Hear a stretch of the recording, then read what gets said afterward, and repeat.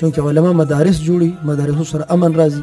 او دنیا کې داسې خلک شته چې هغه په یو ملک کې امن نه غواړي. اصل کې دنیا کې واحد علما دي چې دا امن طرف ته دعوت ورکوي او د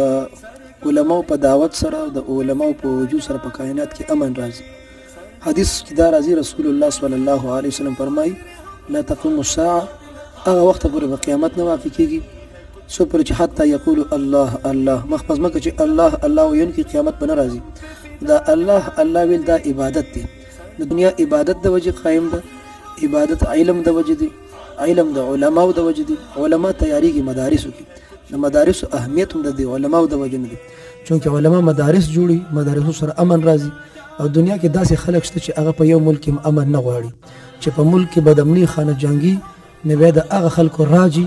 د خپل راج قائم کولو لپاره په ملکونو کې د بدامني راوستلو کوشش کوي چې دشمن के लिए मौत का सामान बनेगा, दुश्मन के लिए मौत का सामान बनेगा, हर बच्चा मेरा हाफिज कुरान बनेगा.